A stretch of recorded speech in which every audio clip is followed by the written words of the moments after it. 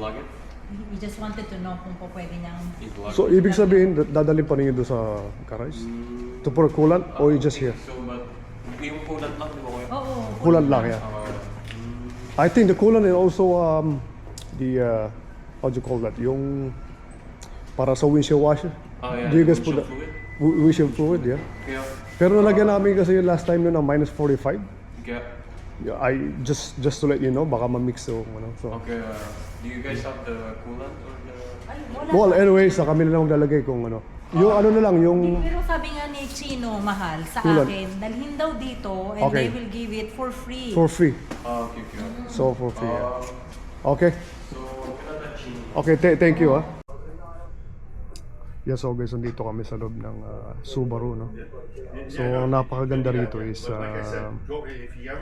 nilagyan nila ng libre yung ano, yung nilagyan nila ng libre yung ano, yung ito na, Ano, kasi di ba, nung nagpunta kami ng mall para i-check dun yung engine oil, engine oil. Nakita ni Simply Mike na wala na yung ano, wala na yung mic. kulang na yung kulang na yung kulang. Eh, kaysa magkamali kami ng bili, nag-decide na lang ako na pumunta na rito sa dealers. Jerry, you wanna say something about Subaru? So we can promote Subaru. Huh? What can you say? You're general manager, right? You wish, yeah? No, I'm just kidding, bro. Yeah. So thank you for service namin. Kasi kakarwas pa raw. Yeah. Nagpapasalamat kami sa Subaru kasi ang ganda ng service na binibigay Jerry, no? Salamat.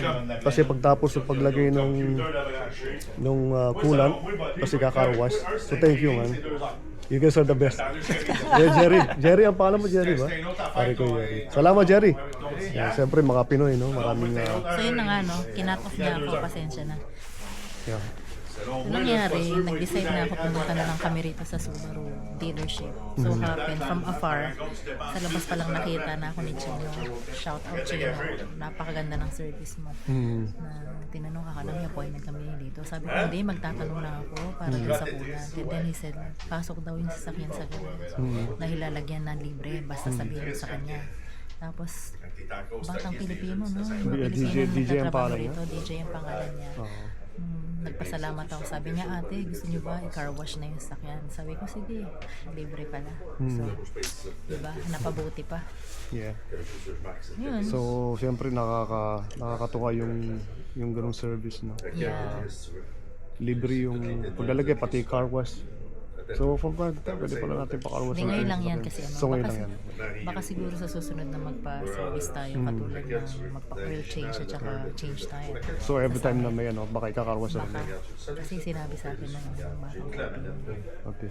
yun lang. So, salamat. Salamat. Hanggang mamaya, papakita namin sa inyo Yung sasakyan. pagkatapos siyang malinisan. Yeah. Okay, guys. So, Patay mo na. bye-bye. Yeah, so guys, dito kami sa Subaru, Montreal. Kasi dito kami bibili nung ano tawag dito, yung sa coolant, no? Super coolant daw, kulay blue. Wala pa kami ganun. So dito, andito si Madam. Chino said, bring it in the side and they will top it off with for free, the Huh? coolant. Oh, they will put it? Yeah. So what do you... He said like, Sige, try bring mo. it inside, okay. Thanks. So they will do it for free. Okay, libre daw, no? Ang galing na service ng Subaru, no? So kasi service dito sa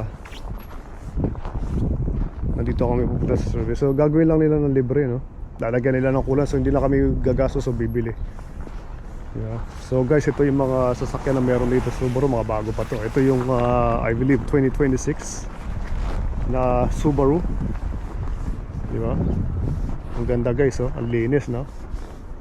2026 Subaru, ang ganda na. Poging-pogi, no? Ang linis. Ito yung, I think 2026 na Crosstrek, and then Impreza, and then Forester. Yeah. So tingnan natin, baka naman pwede mag-video doon sa loob na makuha natin yung ganda guys ng Outback oh. Diba? Ayun guys, minus 35 ata. Minus 35 na yan.